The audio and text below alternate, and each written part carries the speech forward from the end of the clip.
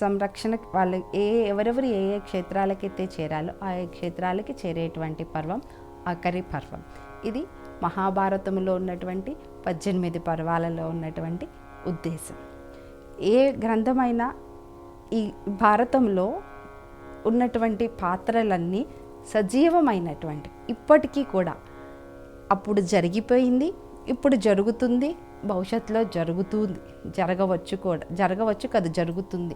ఆ భారతంలో ఉన్న పాత్రలు మన చుట్టూ మనలో అన్ని చోట్ల ఉంటూనే ఉంటాయి. ఇది ఎవరో కురుపాండవుల కథ మాత్రమే కాదు, మన కథ, మన చరిత్ర, మనకి సంబంధించినటువంటి కథ. భారతం చదువుతుంటే అందులో ఏదో ఒక పాత్ర మనం కూడా అవ్వచ్చు.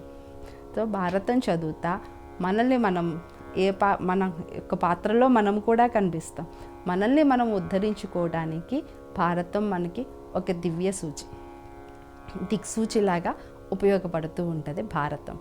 ఇంకా చెప్పాలంటే భారతంలో చాలా పాత్రలు ఉన్నాయి. వ్యాసుడు భారతాన్ని 2 దృష్టికోణాలతో రాశాడు. ఒకటి ఐచ్ఛిక దృష్టికోణం, రెండోది విజ్ఞాన దృష్టికోణం. మనం ఎంతసేపటికి భారతాన్ని ఒక కథలాగా చదువుకుంటా, ఆ కథలాగానే దానిని కథని ఒక నవలలాగానో ఒక కథలాగానో చదువుకుంటా అంతవరకే పరిమితం అయిపోతున్నాం. కానీ దానిలో ఉన్నటువంటి విజ్ఞాన దృష్టికి మన దృష్టికోణం వెళ్ళట్లేదు. అది కొంత బాధ కలిగించేటువంటి విషయం. దానిలో ఉన్నటువంటి కొన్ని పాత్రలు, వాటి యొక్క జన్మ రహస్యాలు అన్నీ విజ్ఞానంతో ముడిపడి ఉన్నటువంటి విజ్ఞాన దృష్టితో ఉన్నాయి. ఆ కోణంతో మనం చూడకపోవటం వల్ల ఆ పాత్రల యొక్క జన్మ రహస్యం కానీ ఆ పాత్రల యొక్క లక్షణాలు కానీ సరిగా అవగాహన చేసుకోకుండా మనకి తోచిన రీతిగా మనం ఆ పాత్రల గురించి ఊహించేసుకుని అదే ఆ పాత్రల యొక్క స్వభావం అని మనకు తోచిన విధంగా మనం అనుకుంటా పాత్రల యొక్క ఔచిత్యాన్ని, పాత్రల యొక్క గొప్పతనాన్ని మనం కించపరుస్తున్నాం. భారతాన్ని వ్యాసుడి యొక్క విజ్ఞాన దృష్టికోణంతో చూస్తే పాత్రల ఔచిత్యం మనకు తెలుస్తుంది, పాత్రల యొక్క గొప్పతనం కూడా మనకు తెలుస్తుంది. సారి నుంచి భారతం చదివేటప్పుడు దాన్ని ఒక కథలాగానో ఒక నవలలాగానో కాకుండా ఒక గ్రంథములాగా, ఒక విజ్ఞాన సర్వస్వంలాగా ఆలోచించి మనం చదివితే దానిలో మనకి ఎన్నో విజ్ఞాన రహస్యాలు తెలుస్తాయి. ఇంకా భారతంలో ఉన్న పాత్రల్లో దానిలో దేవతలు, అసురులు అందరూ ఉన్నారు. సో ఎవరెవరు ఏ రూపంలో జన్మించారో తెలుసుకుందాం. కృతయుగం నుంచి త్రేతాయుగాల్లో అనేక రాక్షసులు జన్మించి నారాయణుడి చేతిలో సంహరించబడినటువంటి ఆ రాక్షసాంశలన్నీ ఈ ద్వాపరయుగం ఆఖరిలో రాక్షసులుగా జన్మించారు. వాళ్ళందరూ కూడా రాజుల వంశాల్లోనే జన్మించారు. అలా జన్మించినటువంటి వాళ్ళల్లో దేవతలు ఉన్నారు, రాక్షసులు ఉన్నారు. అలా జన్మించిన వాళ్ళల్లో హిరణ్యాక్షుడు, శిశుపాలుడు, కాలనేమి, కంసుడు, ద్వాపరుడు, శకుని.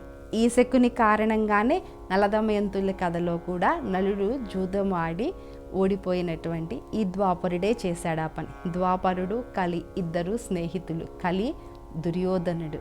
ఆ రోజు నలుడు ఆయన పాచికలాటలో ఓడిపోవటానికి ద్వాపరుడే కారణం.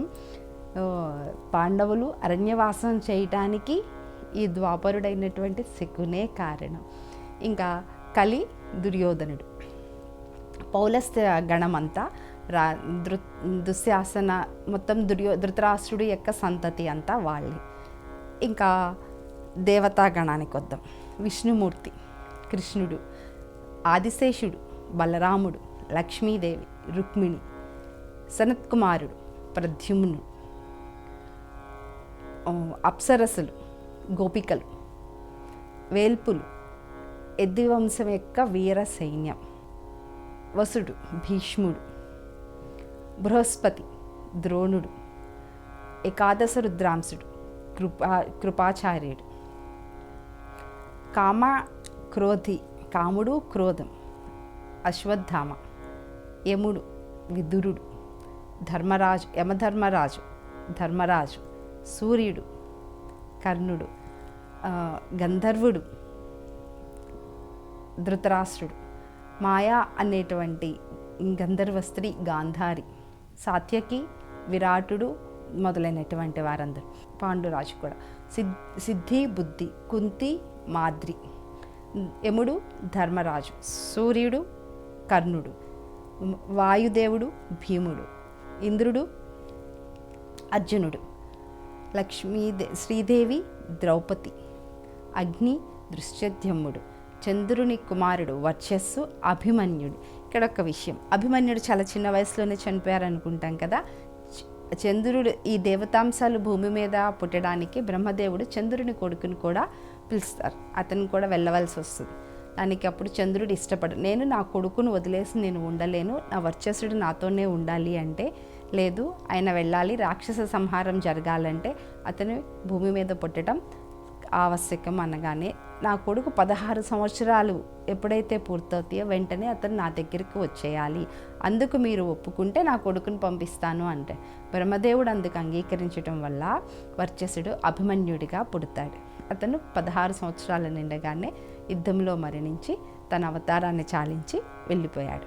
ఇక వీటితో పాటు కొంతమంది దేవతాగణాలను కూడా రాక్షస గణాలు ఆవహించి ఉన్నాయి. అలా ఆవహించినటువంటి వాళ్ళలో ధృతరాష్ట్రుడు, కర్ణుడు మరి సూర్యుని యొక్క అంశతో పుట్టినటువంటి వాడు, కానీ అతనిలో కూడా రాక్షస ప్రవృత్తే ఉంది. దానికి కారణం నరకాసురుడు అని చెప్తారు. నరకాసురుడి యొక్క ప్రభావం కర్ణుడి మీద ఉండటం వల్ల కర్ణుడు అలా ప్రవర్తించాడని వ్యాసులు వారు చెప్పారు. ఇంకొక పురాణంలో సహస్ర యోధుడు అనేటువంటి అతను ఉన్నాడు. అతను 999 సార్లు అతనిని వధించారు నరనారాయణులు ఇద్దరు కలిసి. ఆఖరిసారి వధించకుండా వదిలేశారు. దేవతలందరూ అతను వధించకుండా వదిలేశారు అంటే అతను సూర్యుని దగ్గర అతను భద్రంగా ఉంచాము, అవసరమైనప్పుడు అతన్ని వధిస్తాము అన్నారు. సూర్యుడు అతనినే కర్ణుడి రూపంగా పంపించడం వల్ల ఈ నరనారాయణులు ఇద్దరు కలిసి అతని యొక్క వహ్యో రూపాన్ని ఆ విధంగా భారతంలో సంహరించారనేటువంటి ఒక కథ ఉంది. కానీ దీనిని వ్యాసుడైతే రాయలేదు. వ్యాస భారతంలో లేదు, వేరే పురాణాల్లో ఉంది. దానిని కూడా మనం తీసుకోవచ్చు. ఇది దేవదానవుల యొక్క అంశాలు భారతంలో ఉన్నటువంటి పాత్రలు.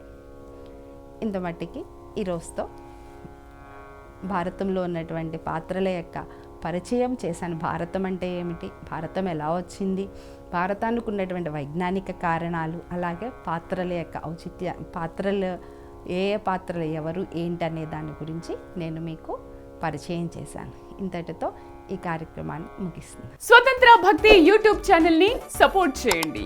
మీకు ఈ వీడియో నచ్చితే లైక్ చేయండి, మీ స్నేహితులకు శ్రేయాభిలాషులకు షేర్ చేయండి, మీ అభిప్రాయాలను కామెంట్ చేయండి, సబ్స్క్రైబ్ చేయడం మాత్రం మర్చిపోకండి. మరిన్ని వీడియోల కోసం బెల్ సింబల్ ని ప్రెస్ చేయండి. స్వతంత్ర భక్తి ఛానల్ ప్రేక్షకులకు ధన్యవాదాలు. స్వతంత్ర భక్తి YouTube channel, please like, share and subscribe.